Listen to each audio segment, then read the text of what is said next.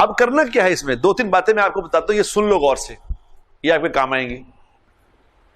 کیونکہ دیکھو، ایک ہے روزہ رکھنا، روزہ رکھ لیا، ایک ہے روزے کا اجر لینا، ایک ہے اس روزے سے جو وعدے کیے گئے ہیں پورے پورے وہ سارے مجھے وصول ہو جائیں. سمجھاتے ہیں نا اس کی کہ مجھے روزے کی رمضان کا پورا پورا اجر مل جائے، جو اللہ نے وعدے کیے وہ سارے وعدے مجھ پہ پورے ہو جائیں. چاہتے ہیں نا سارے؟ اس کے لیے 3 باتیں یاد رکھو. 3 باتیں جو کر لے گا اس رمضان میں، اس کو رمضان کا بھرپور اجر مل جائے گا. وہ تو میں بتاتا ہوں، وہ تو بڑی کیسٹیں چل رہی ہیں، وہ تو میرے خیال وہ کروڑوں لوگوں نے دیکھ لیا کہ رمضان میں وہ 4 باتیں جو میں نے عرض کی ہیں وہ تو آپ نے سب نے سن لی ہوں گی. اب روزہ بچانا کیسے ہے؟ روزے بچانے کے لیے 3 باتیں ہیں. جو یہ 3 باتوں پہ عمل کر لے گا، اس کا انشاءاللہ تعالی پورا پورا رمضان کا اس کو اجر مل جائے گا. بتا دوں. نمبر 1، رمضان میں یہ کوشش کرنا نہ کسی کی برائی کرنی ہے، نہ کسی کی سننی ہے، نہ غیبت کرنی ہے، نہ غیبت سننی ہے.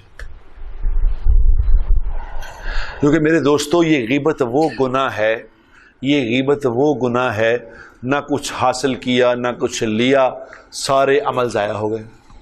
جس کی غیبت کی، میرے سارے نیک عمل اس کو پہنچ گئے، اس کی برائیاں مجھے آ گئیں بلا وجہ. اور غیبت انسان کیوں کرتا ہے؟ ایسے چسکے کے لیے، خواہ یہ اللہ نے اندر ایک رکھی بھی ہے. دونوں چیزیں ہیں نا، خیر اور شر دونوں اندر ہیں.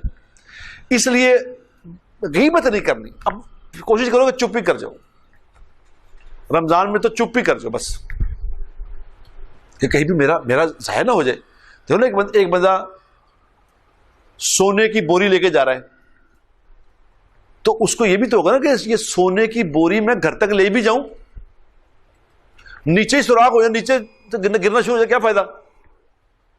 اس کو میں گھر تک لے جاؤں. یہ رمضان آ گیا، روزہ رکھا، صبح اٹھا، تراویحیں پڑھی، نمازیں پڑھی، اور پتہ چلا جی ہاتھ میں آئی کچھ نہیں. کتنا بڑا نقصان ہے.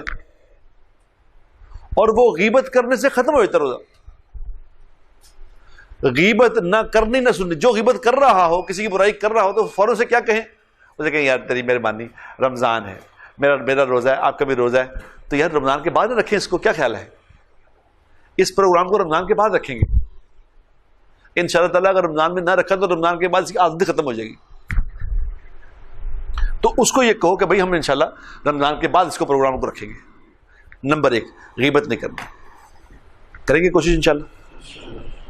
نمبر 2، بد نظری نہیں کرنی. بد نظری، نظر کی حفاظت کرنی. کیونکہ بد نظری ایسا جرم ہے، یاد رکھنا، بد نظری ایسا جرم ہے جس کی سزا انسٹنٹ ملتی ہے، فوراً. اور اس کی نظروں کی حفاظت کرنے کی جزا بھی انسٹنٹ ملتی ہے، فوراً. کر کے دیکھ لو. میں آج کل لوگوں سے کہہ رہا ہوں کہ کر کے دیکھو اس کو. اب آپ کی کسی عورت کی نظر پڑی کسی مرد پہ، کسی مرد کی نظر پڑی عورت پہ. اللہ نے دونوں کو کہا ہے کہ ایمان والی عورتیں، ایمان والے مرد اپنی نگاہوں کو جھکا کے رکھیں. یہ قرآن نے حکم دیا ہے دونوں کو. اب آپ کی نگاہ پڑی کسی غیر محرم پہ، آپ تو مرد ہیں، آپ کی نگاہ پڑی کسی عورت پہ. اب جب کسی غیر محرم پہ نظر پڑتی ہے نا، تو اندر ایک قوت کہتی ہے کہ اچھی طرح دیکھ لے، غور سے، اچھی طرح غور سے دیکھ. اور اگر اپنے اندر کی بات مان لی اور غور سے دیکھ لیا، تو جب وہ غیر محرم چلی گئی، تو اب اپنے دل کو دیکھنا کہ اپنے دل میں خوشی ہوئی ہے یا غم ہوا ہے. آپ کو فوراً پتہ چل جائے گا.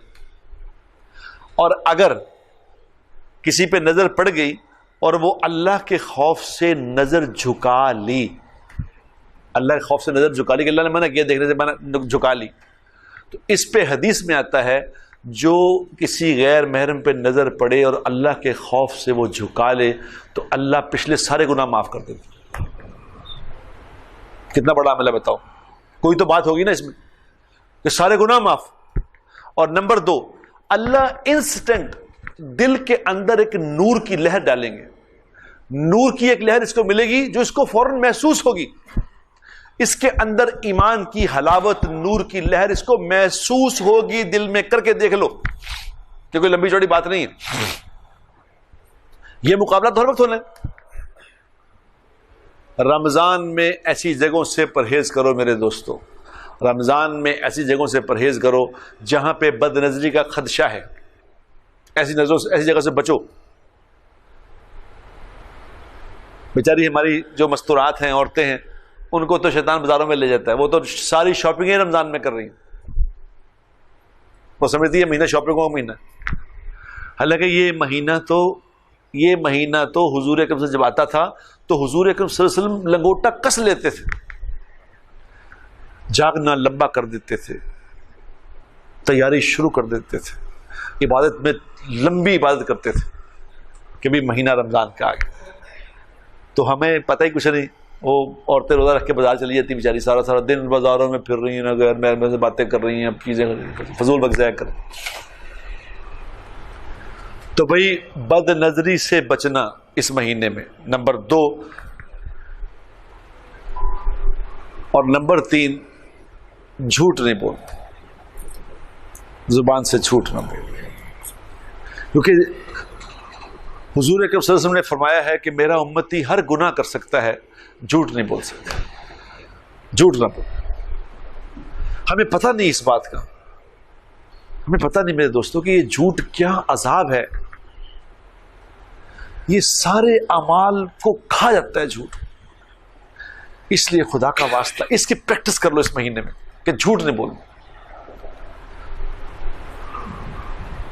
حدیث میں آتا ہے کہ بہترین مسلمان وہ ہے جو کوئی بات زبان سے نکالے تو خیر کی نکالے، ورنہ خاموش رہے.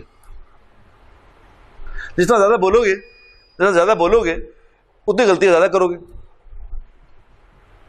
تو کوشش کرو کم بولیں. کیا ہے زیادہ بولنا کوئی عزت کی بات نہیں.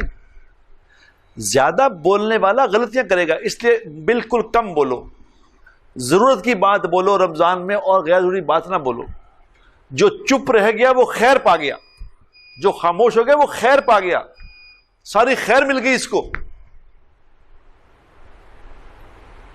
تو اس رمضان میں میرے دوستو یہ 3 کام کر لو. یہ میں گارنٹی دیتا ہوں اگر 3 کام کر لیے نا تو انشاءاللہ تعالی جس دن 29ویں رات، آخری رات ہوگی جس کو لیلۃ الجائزہ کہتے ہیں، جس دن آخری رات ہوگی اس دن ایک فرشتہ آ کے اعلان کرے گا تجھے مبارک ہو، اللہ نے تیرے پچھلے سارے گناہ معاف کر دیے، تو آج ایسا ہو گیا جیسے آج ہی ماں کے پیٹ سے پیدا ہوا.